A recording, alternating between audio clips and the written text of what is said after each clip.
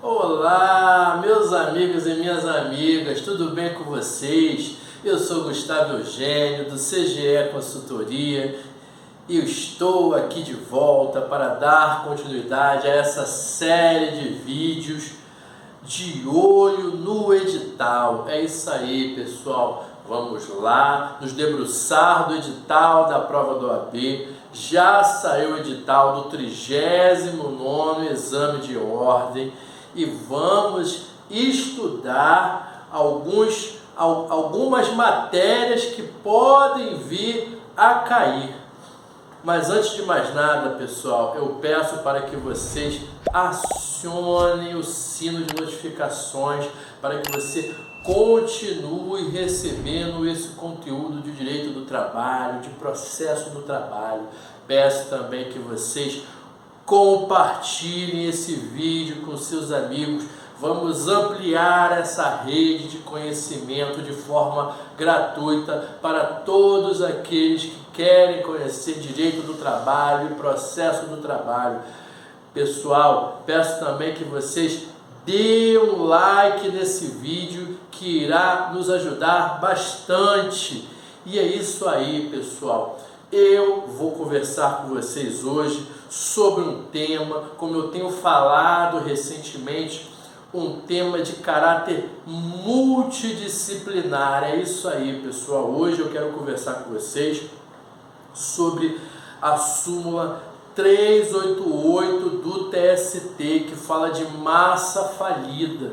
Hoje, nesse vídeo, eu vou puxar um tema em comum de direito do trabalho e direito empresarial, e já aviso que no próximo vídeo eu também vou falar de um tema que será afeto ao direito empresarial e ligado ao direito do trabalho. No próximo vídeo eu já te aviso, já te informo que eu vou falar de recuperação judicial ligado à área trabalhista. E por que no próximo vídeo? E nesse vídeo nós vamos conversar sobre esse tipo de assunto. Hoje nós vamos conversar sobre massa falida. E por que nós estamos conversando sobre esse tipo de assunto?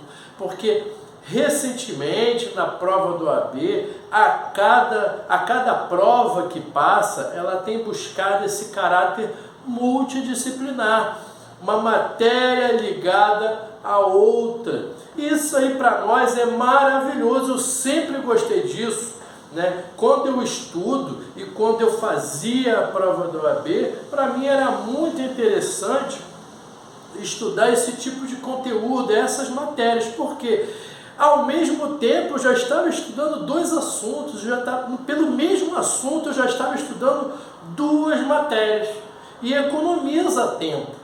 E você precisa saber disso, porque o que a OAB está pensando ali? Ela está pensando no futuro, ela está pensando que você, minha amiga, você será uma advogada, está pensando que você será um advogado. Então não adianta você ficar só na sua caixinha, no seu mundo, porque a prova do OAB ela quer esse caráter multidisciplinar, porque muitas vezes no dia a dia do advogado ele precisa desse caráter disciplinar. Essa é a grande verdade. Então ela já começa a pedir isso. E eu vou começar aqui conversando sobre a massa falida e a súmula 388 do TST. Por que eu já preferi conversar, em vez de falar de recuperação judicial, por que eu já preferi conversar com vocês sobre a súmula 388 do TST? Porque, pessoal, é como eu sempre falo para vocês, toda prova do OAB, você tem que conhecer as súmulas do TST. As questões, as matérias que caem, a gente, por mais que a gente se debruce e pesquise as questões que mais caem, os assuntos que mais caem numa prova do OAB, só o examinador ele vai saber. Nós temos percebido, eu tenho percebido que o examinador ele tem ampliado o seu leque. Então, você no seu estudo também tem que ampliar o seu leque de estudo. Você não pode ficar só voltado para aquele mesmo conteúdo. Por mais que seja existam questões com maior probabilidade, você certamente, tendo em vista o pouco tempo de estudo, você vai gastar mais energia naquilo que é mais provável.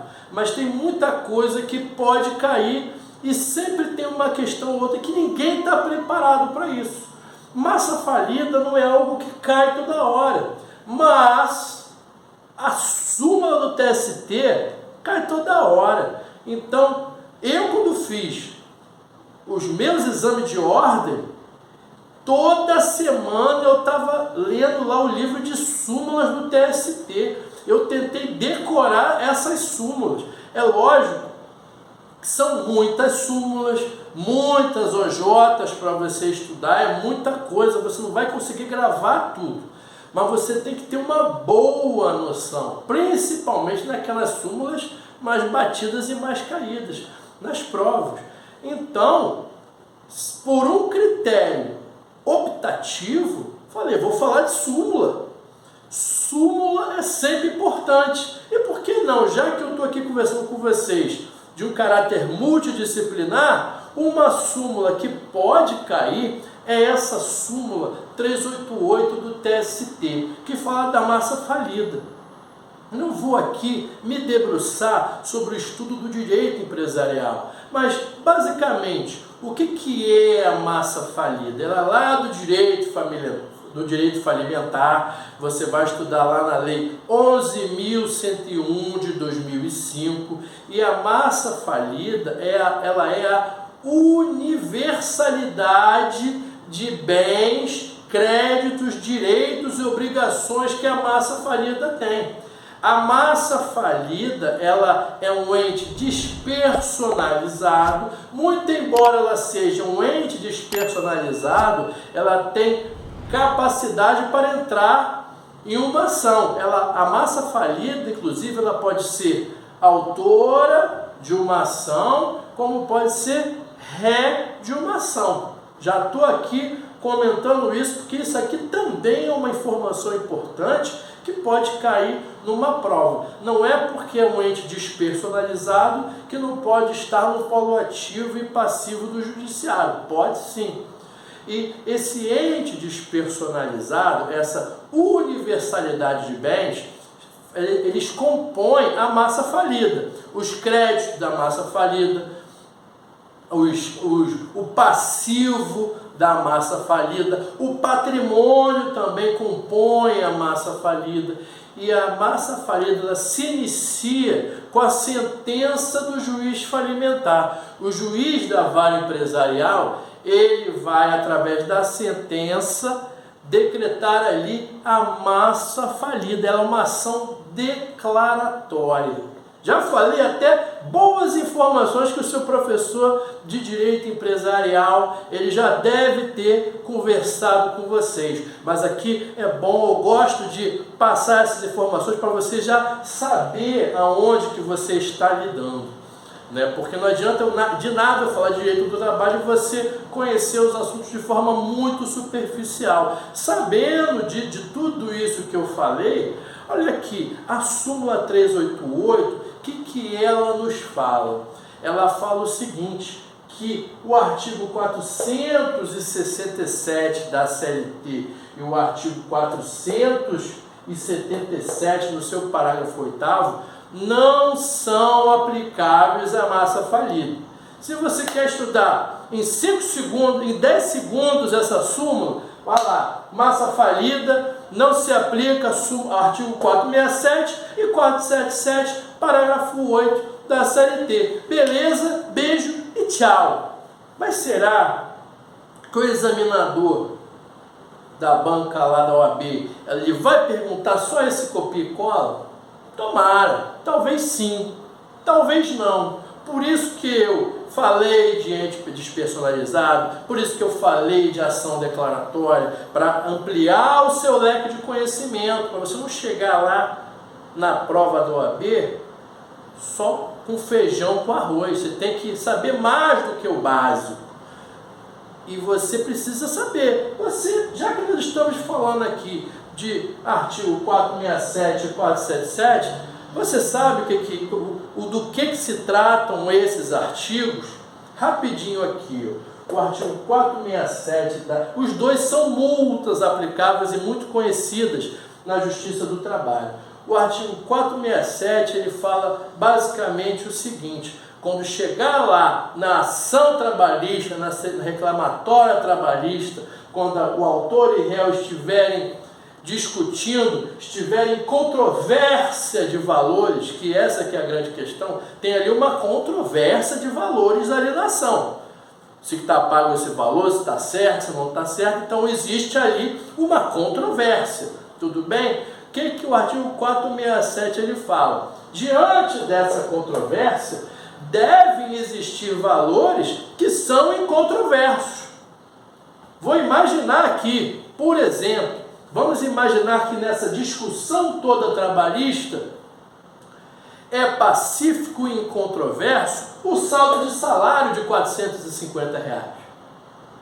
Vamos imaginar, só tem um exemplo aqui, e o artigo está falando sobre aqueles valores que não se discutem, sobre aqueles valores que são incontroversos, o réu reclamado deverá trazer na primeira audiência aquele valor. Olha só, por mais que você esteja discutindo aqui valores, se você já sabe que tem um valor que não dá para discutir, traz logo esse valor incontroverso, sob pena de pagar uma multa de 50% das verbas rescisórias.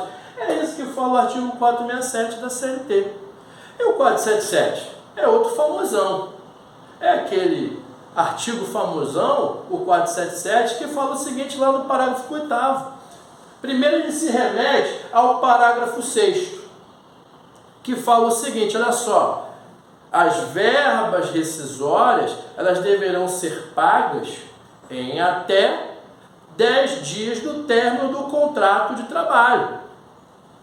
Até 10 dias da rescisão do contrato de trabalho. E o parágrafo 8º ele está falando, ó, se não for cumprido os 10 dias previstos no parágrafo 6º, lá do artigo 477, vai ter uma multa, vou aplicar uma multa de um salário do reclamante para a empresa, para a reclamada pagar. É isso que fala o 477. Você já sabendo, esses dois são dois artigos mais do que batidos. Quem não conhece esses dois artigos não pode nem chegar perto de direito do trabalho e processo do trabalho. Quem quer fazer segunda fase já tem que ter isso aqui no sangue. É um dos dois artigos que tem que ter no sangue. Não tem conversa. Aí, o que ele está dizendo aqui na súmula? Olha só, tendo em vista que estamos diante de uma massa falida, que tem todo aquele princípio, todo aquele estudo e aquele requisito para proteger, entre aspas, a massa falida, que no final das contas a massa falida ela vai ter como objetivo ali tentar, na medida do possível, saldar todas as dívidas para todos os credores. O legislador, quando se falou da massa falida, ele abriu mão do artigo 467 e 477. Ele falou, gente, olha só, para eu conseguir pagar todo mundo, eu vou ter que deixar de pagar uma coisa ou outra, tá bom? Os detalhezinhos eu vou ter que deixar de pagar. E esses detalhezinhos foram das multas do artigo 467 e 477 da CLT. Ele falou, ó, aqui na massa falida não se aplicam as multas do artigo 467 e 477, parágrafo 8º da CLT. É isso que diz a súmula 388 do TST, que você precisa conhecer, primeiro porque é súmula do TST, você precisa conhecer as súmulas do TST. Segundo, porque fala de dois artigos absurdamente importantes do estudo do direito do trabalho. E terceiro, porque é um assunto de caráter multidisciplinar, que fala de direito do trabalho e direito empresarial. Tudo bem, pessoal? Eu espero que vocês tenham gostado desse tema, gostado desse vídeo. Peço que vocês deem um like, compartilhem esse vídeo com o pessoal, para que outras pessoas também conheçam direito do trabalho de forma gratuita. E eu desejo a vocês um grande abraço e até a próxima.